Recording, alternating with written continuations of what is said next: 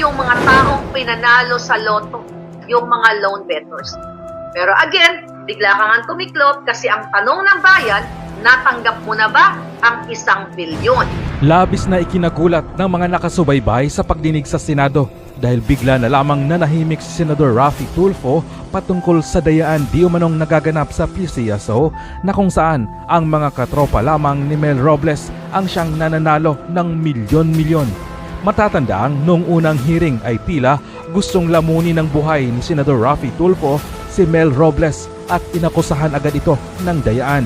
Subalit, ayon pa umano sa mga puting ahas ni Maharlika na siyang nagbibigay sa kanya ng impormasyon ay nabayaran na di umano ng 1 bilyong peso si Tulfo ni First Lady Lisa Marcos para manahimik sa isyu ng PCSO. Kaya ganun na lamang ang dismaya ng taong bayan sa senador. Komento pa nga nila, moro-moro lang ang palabas ni Tulfo. Walang kwentang tao yan si Tulfo. Pakitang gilas para kunwari makapilipino. Yun pala, nabayaran na ba? Para tumahimik ka na lang Tulfo, sana hindi ka na manalo uli saan mang pwesto sa gobyerno. Kung sakaling totoo ang mga sinasabi ni Maharlika tungkol sa kabulastugan ni Tulfo Bilyon, ipagdasal natin siya, 10 ng kanyang pamilya na makarma sa ngalan ng Panginoon. Gawain na talaga ni Raffy Tulfo na magpaareglo ng reporter at nasa media pa siya. Kaya kami ay walang tiwala sa kanya at alam ng taong bayan yan. Alam niyo ba, Tulfo, bago ka magpakitang gilas dyan, na akala mo nagagaling-galingan ka, na pinangako mo sa taong bayan nung unang hearing dyan sa PCSO, na sinabi mo na gagastos ka ng sarili mong pera para ipaforensik, okay, ang mga mga makina na ginamit, yung mga technology dyan sa PCSO, ipaforensik mo ang mga, o ipaimbestigahan mo yung mga taong pinanalo sa loto, yung mga loan bettors. Pero again, bigla ka nga tumiklop kasi ang tanong ng bayan, natanggap mo na ba ang 1 bilyon? Na ayon sa ating source, ay binabackdoor ka ni Lisa, ni Butod, at ni Mel Robles. Kaya all of a sudden, sa second hearing, alright, nawala si Robles, bumait ka na.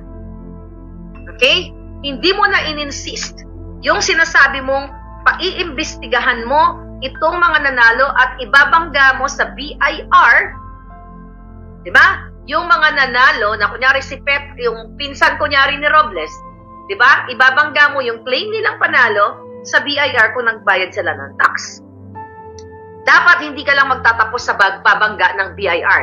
Kasi mga kababayan, sa inyong kaalaman, ang BIR ay kasabwat din ni Butod at sila-sila po yan ang nag-appoint niyan. So definitely, kung anong utos ni Butod na doktorin ang mga BIR records ay kayang-kayang gawin. So Tulfo, gawin mo ang tama, but I doubt it. You know why, mga kababayan? A day before, nung second hearing ni Tulfo dyan sa Senado na kung saan hindi dumating si Robles, ayon sa ating source, mga kababayan, ay lumipad siya sa Japan. Okay? Lumipad si Milyonaryo sa Japan para what?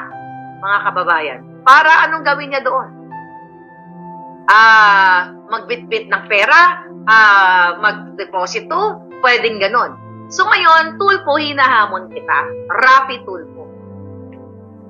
Ipatawag mo ang immigration, kung sino may patawag mo, pero you know, lahat nga kasabwat nila yan dahil ang immigration is under the roof of Remulla. But sa inyong mga kaalaman, para sa inyong kaalaman mga kababayan, a day before po, ayon sa ating source o sa ating puting ahas, lumipad si Robles papuntang Japan. At kararating lang noong Pebrero 8. Tanong, anong ginagawa ni Robles sa Japan? Nagdeposito ba siya ng pera? Nagbitbit ba siya ng mga pokpokita? Or whatsoever? Sino ang dinala niya doon? Ano ang misyon ni Robles bilang isang general manager ng PCSO? Tulfo, hinahamon kita. Dahil pag grandstanding ka pa, bida ka lahat na naggagaling-galingan ka, di ba? Ikaw ang magaling dyan. O paimbestigahan ko, NBI, forensic, lahat ng mga ahensya, DICT, chuchu-chuchu, anuhin ko yan, ibabangga natin itong mga lone bettors, eklabush. Tapos biglang bumahag ang iyong maliit na pototoy, o ang iyong maliit na itlog, kasi laki din ni Kuting. Kasi nga ang question ng bayan, nabayaran ka na ba? Kayo ni Pimentel, natanggap nyo na ba ang bilyon? Bakit hindi mo ipatawag ang immigration? Ayan, tinutulungan na kita. Dahil ang yabang mo, Tulfo. Diba? Alam mo na mayroong binili na 30 million worth na makina ang milyonaryo para doon nila lutuin, okay, ang mga mananalo na mga loan bettors. Na-mention mo din yan sa unang hearing. Pero ngayon, bumahag na yung kasing liit ng butiki na jetlog mo. I challenge you, ipasumon mo, ipasupina mo ang immigration at alamin kung ano ang ginagawa ni Robles sa Japan for 1 week, mga kababayan. 1 week, kaya hindi siya naka-attend nung second hearing kasi pumunta ng Japan. Imagine ninyo, gano'n na lang kayo babuyin, bastusin ang ating batas, ang ating konstitusyon. Ang ginawa ni Robles ay what? Nagkaroon ng proxy, okay, na magre-represent sa kanya, at doon sa second hearing na yun, to napanood ninyo, di ba? Itinanggi na ng isa sa mga resource person doon na pwedeng distrong ka rin yung source code na pinag-uusapan doon ng general manager as assistant manager. Remember that? Nung second hearing, sinabi hindi kaya. So, naglaban bawi yung kanilang statement. Pero, nung first hearing, sinabi doon ng tiga DICT na yes, pwedeng manipulahin ni Robles at ng kanyang assistant manager. So, ikaw, Tulfo, kung tulugang para ka sa Pilipino, which is alam namin, okay, dahil para ka lang sa mga chismoso-chismosa, para ka lang sa views, para ka lang pagkitaan mo ang problema ng Pilipino, i-drag mo ang mga kahiyan ng bawat pamilya dyan sa iyong vlog. At nagamit mo nga sila at naging ganap ka ng senador at umasa sila na ikaw ay magiging what? Tagapagtanggol ng Pilipino dahil ang yabang mo sa iyong mga vlogs. Pero pagdating pala dyan sa Senado, ikaw ay isang bahag ang buntot, bahag ang pototoy na kasing laki ng butiki na katulad ni Kuting. Dahil kung ano yung tapang-tapangan mo na pakita, ganun din ang kaduwagan mo. Kaya nga ang tanong, sa ngalan ba ng 1 bilyong piso? Mga kababayan, sukang-suka na tayong lahat sa ginagawa ng gobyernong ito. Dahil gusto talaga kayong gawing mangmang, gusto kayong gawing polboronic, gusto nilang kunin lahat ng pera ninyo. Kayong mga OFW, lahat tayo actually, whether you are tendera, construction worker, lalo na sa Pilipinas, kayo po ang nagsasakripisyo. Imagine ninyo ang general manager ng PCSO na si Milyonaryo. Nagsasarap ng bakasyon sa Japan. Kaya ang sagot ko, ano ginawa mo doon? Maliban sa pagta-transport ng kung ano man ang tinransport mo. Dahil yan ang sabi sa atin ng ating source. Anong ginawa mo sa Japan? February 8, mat-check ka ng immigration para mapatunayan dito kung tama yung sinasabi ng ating source. Kaya nga tinutulungan natin, dapat nga tayo ay katuwang para masusog ito mga buwakan ng inang ito. Pero habang tayo ay nagiging critical tayo sa gobyerno ni Botod, gusto nila tayong gurgurin lahat. Pero hindi sila magwawagi kasi mas marami tayo. At ikaw, milyonaryo, at ikaw, jowa ni Mel. Ayan, di ba? Yung binanggit ni Lisa, yung Shay, yung pangalan ng asawa niya. Alam mo ba, ayon sa aking puting ahas, na kaibigan ng Pokpokita na idinala ni Robles, ayon sa kanya, sa Raffles, Makati, ang mga Pokpokita po ay nanalo sa loto. In what way? Paano to, Maharlika? Tingnan natin. Okay? Mga kababayan, sariwang-sariwang balita na gustong iparating sa inyo na itong si Langka, okay, na yung feslak niya ay parang kadkara ng nyug, maliban sa Langka. Itong feslak ni Milyonaryo, na parang ang kadkara ng Langka, ay nakuha pang magpanalo ng mga pokpokita na girlaloo na dinadala po niya sa Raffles residence dyan sa Makati, na kung saan po ang mga unit na pinagdadalhan ng mga pokpokita na pinapanalo nila na kahit hindi tumataya sa loto, imagine mo, kahit hindi ka tumaya, pag pokpokita ka lang na tumuturba-turba ka, panalo ka na. Dahil dinadala nila at sinutsurba dyan sa Raffles residence sa Makati. At ito po ang mga units na ito ay pagmamay-ari ng kaibigan ni Langka na mga Chinese na mga high roller. Okay, yung mga big time. Okay, hindi ko alam kung high roller lang ba o sindikato or what. No? Hindi nabanggit dito. Pero dyan po, dinadala, ayon dito sa ating balita, Miss Maharlika, dyan po dinadala, okay? Na sabi niya, nahuli ko na nagdala. Ayan, baka mamagorgor to. Sabi, nahuli ko na nagdala ng mga pokpokita. Itong si GM. Okay? Hindi yan alam ng kanyang Diyosawa. O, alam mo na ngayon. O, puntahan mo yung Raffles. O, di ba? Alam niyo, sweet-sweetan kayo. Hindi kayo magiging masaya lang sa nakaw ng pera. Ibubukilan namin kayo dito. Dahil maraming puting asa nakakita sa inyo. Sabi niya, Miss Maharlika, gamit po yung mga high roller na mga Chinese. Ayan, dinadala po ang mga babae, mga pokpokita dito sa Raffles residence. Actually, sabi ng ating dito, concerned citizen, actually, Miss Maharlika, barya lang po yan sa PCSO eh. Mas marami ang ninanakaw nila butod dyan sa Congress. Right? So, ngayon, Tulfo, challenge sa'yo, magpatawag ka sa susunod na hearing kung meron pa, ewan ko, may susunod ba ng hearing? Tawagin mo ang immigration para pasinungalingan yung sinabi ng source ko na 1 week nagbakasyon si Robles sa Japan. Ngayon, mga kababayan, nakita nyo? Mga taong gobyerno. Ano doon? Nagra-raffle sila doon sa Japan? Doon sila nagbibigay ng mga panalo doon sa ibang mga pokpokita din. Maliban sa Makati, tapos sa Japan meron pa. So, eto yung ugat ng kahirapan nating lahat. Na ang PCSO, maliban pa sa nag-trending na nag-viral na 1.7 million na po yung video ni Lisa Smugs ni Botod na binati niya si Robles ng sama ng birthday greetings. At sinabi niya, sama-sama tayong babangon muli para maging milyonaryo. Doon sa mga magagaling na kompositor ng kanta, mga kabataan, baka gusto niyong gawa ng kanta yan. Diba? Ng, yung milyonaryo. I-flash nyo yung mga pinagsasabi ni Lisa Smugs, gawin nyo ng mix-mix nyo. Pwede maging kanta yan. Kasi may gumawa na ng kanta ng Tambalos at saka Pulburon, diba? Galingan nyo na doon sa band na yon, mga gumawa nun. So ngayon mga kababayan, 1.7 million na yan. But dun pa lang sa TikTok ko, wala pa yung iba pang mga yung iba pang mga social media account ng mga random vloggers or people na ini-echo nyo ito. Kaya ang laki po ninyong katuwang sa tungo sa laban na ito dahil galit na galit si Lisa Smugs na nagba-viral siya. Dun sa sama-sama tayong maging milyonaryo. At ako po ang nagbigay sa inyo yan.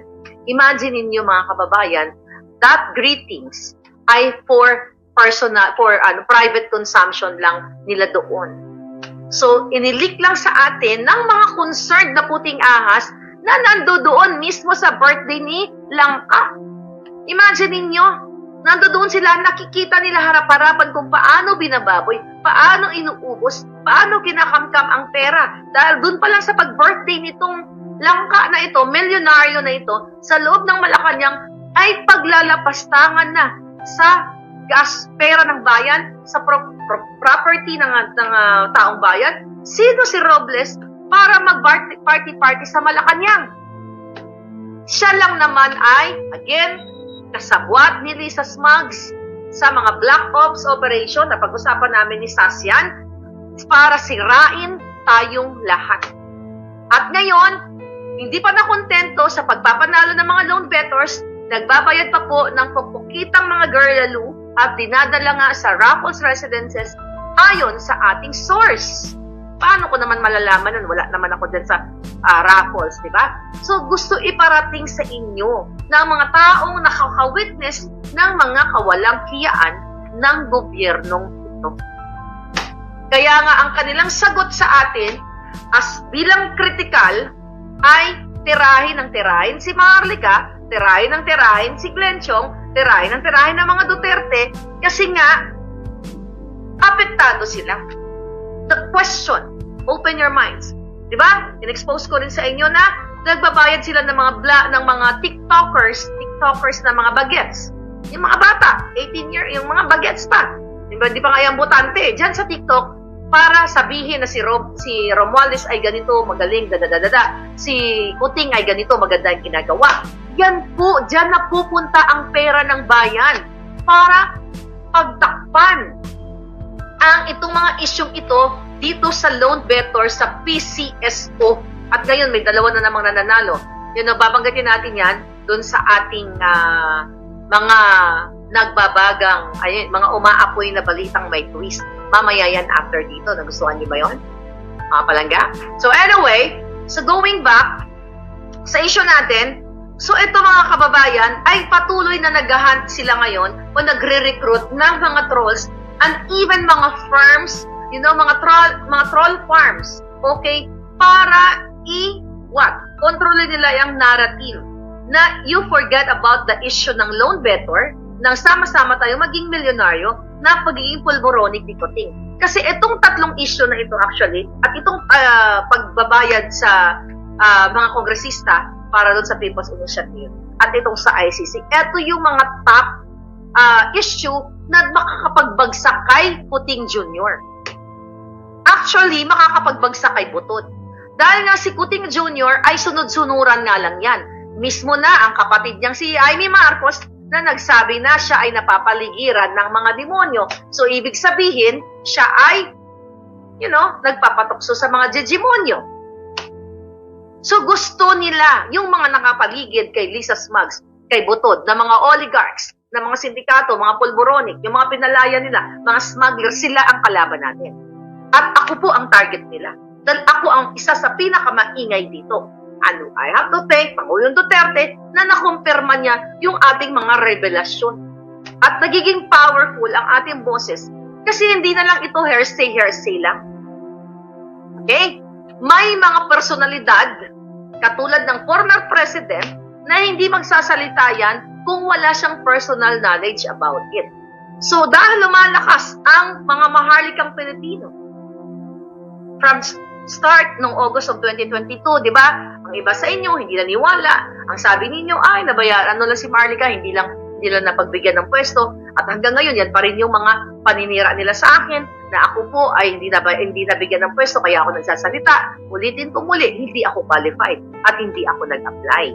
So, paano ako magiging bitter na hindi ako nabigyan ng pwesto kung hindi ako nag-apply? Kasi kung nag-apply ako, taliwas sa mga sinasabi nila, sana inilabas na ni Lisa yung application ko na ako ay nag-apply for that position for whatever. Pero dahil nga, mga kababayan, super powerful na ang ating laban ngayon at nahuhubaran na sila, unti-unti na, yung mga korupsyon sa PPA, yung korupsyon sa PAGCOR, korupsyon sa Bureau of Customs, korupsyon sa BIR, lahat ng korupsyon sa Malacanang, pagtatarantado sa mga empleyado, hinuhubad na natin, pinapakita na sa inyo, the reason why gusto nila tayong targetin, tinatarget na nga tayo, gusto akong gurgurin at iba pa.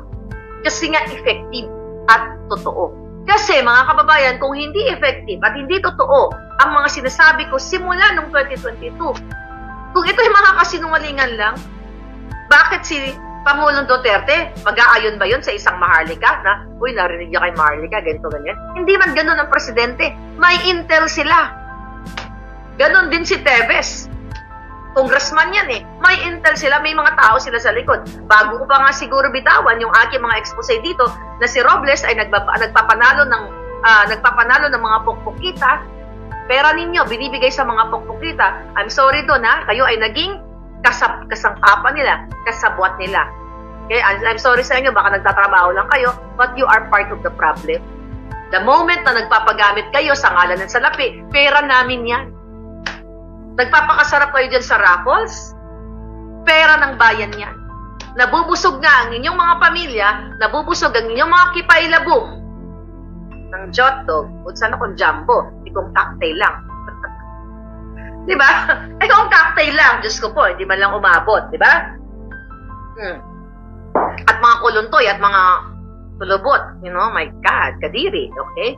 Sabi nga ni Puso, oh my God, kadire! Kadire, okay? So ngayon, Dave, Templon Nuevo, thank you palangga. Hunger for power smugs kasi walang-wala sa buhay, kam-kam. Okay? Sabi ni Higi Rosie. Ayun na nga, mga palangga. Yes. Doon sa aking mga, ano tawag dito? Sa aking mga moderators. Thank you. Actually, hindi ko na nga matandaan kayo kung sino kayo mga, yung iba sa inyo, baka may moderators tayo, kalaban ng bayan, ha? Yung mga palangga ko dyan, make sure. Alright? Ano yan? Bigas? Bigas nga, ano sabi ni Amelia Cruzada? Bigas nga na 865 pesos, ngayon ay 1,350 na. Yun na nga palaga, alam niyo naman lahat yan, na nagtataasan na ang mga presyo. Okay? Okay.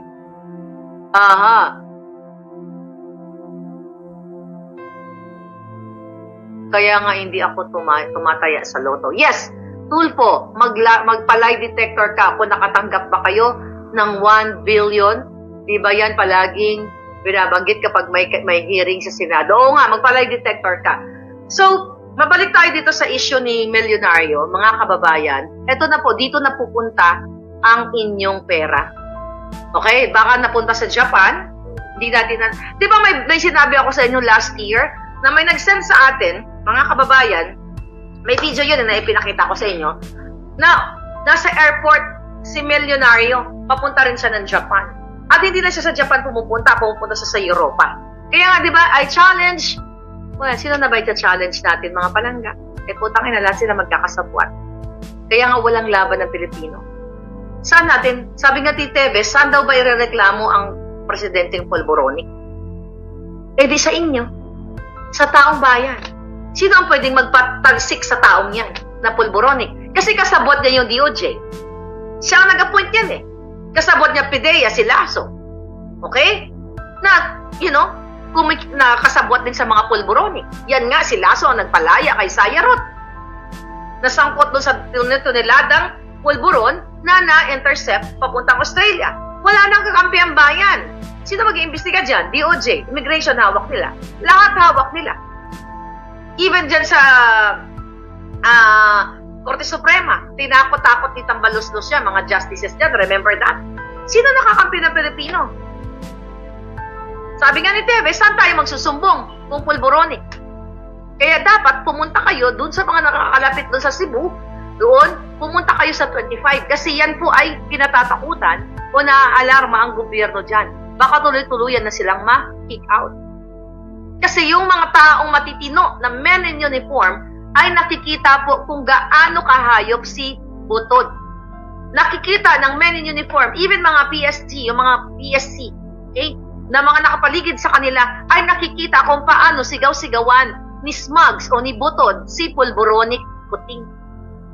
So nag-aantay na lang siguro ng tamang panahon yan. Yung mga tagapagtanggol na lang nila ngayon, itong si Browner Au-Au, si Au-Au Browner, at itong si Ana Corda. Ito yung mga hawak sa liig ni Lisa Smugs. Diba? Dumidila sa kipailabong yan para manatili sa pwesto. So yung mga kakampi natin na men in uniform, hindi yung mga chief. Sila yung mga nakamonitor sa galawan ng Butod. Imagine nyo lahat sinusuppress. Lahat ng empleyado sa gobyerno, ulit-ulitin ko, gustong hawakan nila ang mga Facebook page. And that is dictatorship.